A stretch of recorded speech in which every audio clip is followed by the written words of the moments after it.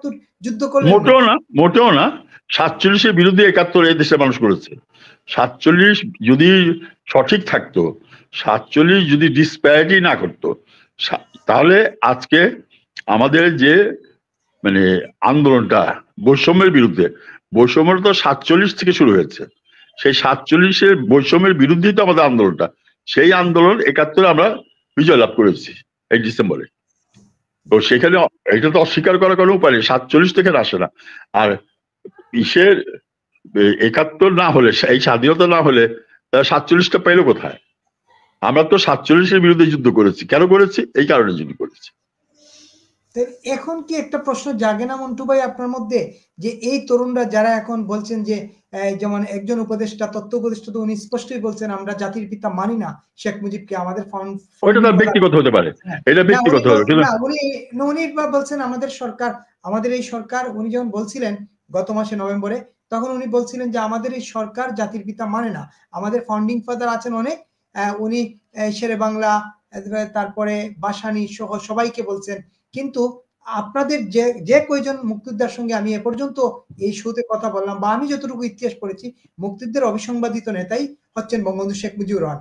তার পরবর্তী রাষ্ট্র ক্ষমতায় তিনি কি করেছেন সেটা ভিন্ন ব্যাপার, কিন্তু 71-এর আগ পর্যন্ত, 71-এর মুক্তিযুদ্ধ পর্যন্ত বঙ্গবন্ধুই তো অবিসংবাদিত নেতা, তিনিই তো একত্রিত করেছেন। শুনেন, বিচ্ছিন্ন ভাবে আমরা কে কি বললাম সেটা কিছু যায় আসে না, কিন্তু আমরা মূল যে জিনিসগুলি সেটা যদি ধরে টান দিই, তাহলে যে ধারাবাহিকতা আসে সেটা আমাকে স্বীকার করতেই হবে। আজকে যারা এসব কথা বলছেন তারা তো বুঝে বলছেন, কেউ না বুঝে বলছেন, বা তারা অন্য কোনো উদ্দেশ্য নিয়ে বলছেন, আমি ঠিক সেটা জানি না। তবে যেটা বাস্তবতা, আমরা যারা মুক্তিযুদ্ধ করেছি, আমরা যেটা দেখেছি সেটা কি আমরা বাস্তব ধরে নেব? হ্যাঁ, সেই মুক্তিযুদ্ধের পরে আবার একটা বিপ্লব হয়েছে, স্বৈরাচার বিরোধী আন্দোলন, সেখানেও আমরা ছিলাম। এর পরবর্তী পর্যায়ে এই আন্দোলন হয়েছে, এই আন্দোলনে আমরা ছিলাম।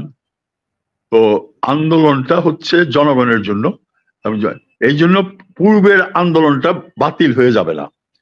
বর্তমান আন্দোলনের কারণে পূর্বের আন্দোলনটা বাতিল হয়ে যাবে না, কারণ ওই আন্দোলনটা হয়েছে বলে এই আন্দোলনটা হতে পারছে।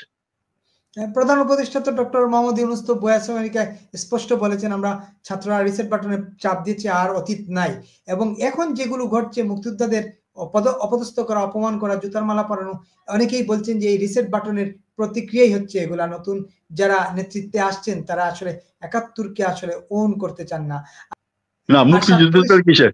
না, যে আজাদি হয়ে থাকে তাহলে মুক্তিযুদ্ধটা কিসের? এটাই তো প্রশ্ন আমার। না না, যদি আজাদি হয়ে থাকে তাহলে আবার মুক্তিযুদ্ধটা কোত্থেকে আসলো? আজাদি মানে কি? তারা তো না না, আজাদি শব্দের অর্থটা কি? আজাদি বাংলা কি? আজাদি মানে স্বাধীনতা। আজাদি মানে স্বাধীনতা। মুক্তিযুদ্ধটা কি? স্বাধীনতা। তাইলে তো একটা উর্দুতে বললে আমি বুঝবো না, বাংলাতে বললে আমি বুঝবো, এটা কথা হলো? তারা না বুঝে বলছে। এই যে আপনি ব্যানারটা দেখেছেন, এটা ভুল, এটা না বুঝেই ব্যানারটা করেছে। তো বিচ্ছিন্ন ভাবে অনেকে অনেক কিছু করতে পারে, কিন্তু আমার হৃদয়ে যেটা গাথা আছে আমাদের, হ্যাঁ, দেশের মালিক কে? দেশের মালিক জনগণ। জনগণের মালিকানাটা কোথায়? ভোট অধিকার। তার কাছে তো সিএস পর্চাটাই নাই, সে মালিকই না। ক্ষোভটা তো হবেই যে আমি এই 30 লক্ষ শহীদকে প্রাণ দিলাম, 2 লক্ষ মা বোনের সম্ভ্রম হারালাম, আমার মালিকানাটা আমি পেলাম না এখন পর্যন্ত। ক্ষোভের বহিঃপ্রকাশগুলি কোন জায়গা থেকে হয়েছে সেইটা অনুধাবন করেন। একটা একেবারে শেষ পর্যায়ে একটা প্রশ্ন করি আপনাকে, আপনার কাছে কি এখন মনে হচ্ছে আসলে আমাদের মুক্তিযুদ্ধের বিরুদ্ধে একটা প্রতিপক্ষ মুক্তিযুদ্ধকে প্রশ্নবিদ্ধ করার জন্য নানাভাবে তৎপরতা? আপনি যেটা বলছিলেন যে আজাদি তারা ভুলে লিখছে, আজাদি হচ্ছে স্বাধীন, তারা ভুলে লিখছে, এইটা এত লোক, এত স্টুডেন্ট ঢাকা বিশ্ববিদ্যালয়ের, তারা সচেতনভাবে ভুল করলো কিনা? না না, আজাদি আমাকে বুঝান না, আজাদিটা আমাকে বুঝান। আজাদি শব্দের অর্থ কি? আজাদি তো, আজাদি বিশ্বের বিভিন্ন জায়গায়, যেমন সেদিনকে ইন্ডিয়াতে স্লোগান হয়েছে আজাদি, তারপরে আফগানিস্তানের স্লোগান হয়েছে আজাদি, তারপরে প্যালেস্টাইনের স্লোগান হয়েছে আজাদি। তো আজাদি শব্দ হলো স্বাধীনতা। পাকিস্তানের সেই স্বাধীনতা যদি অর্থবহ হতো তাহলে তো পাকিস্তানের কাছ থেকে আমাদের আর স্বাধীনতা নিতে হতো না।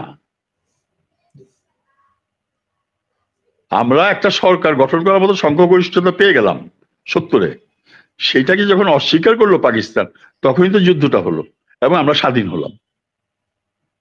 একদম। হোসেন মন্টু আমি ভাই, জানি যে আমার এই কথা বলতে অনেকে হার্ড হবে, না কিন্তু না, আসলে আমাদের বাস্তবতাটা ধরতে হবে। অনেকে আপনার কাছে জানতে চাইছেন যে এই যে মুক্তিযোদ্ধাকে জুতার মালা পরানো হলো, তার কি অপরাধ না, ছিল? এটা নিন্দনীয়, এটা অসম্ভব নিন্দনীয়, এবং যারা এই কাজ করছে তাদের গুরুতর বিচার হওয়া উচিত এবং তাদের উপযুক্ত শাস্তি পাওয়া উচিত।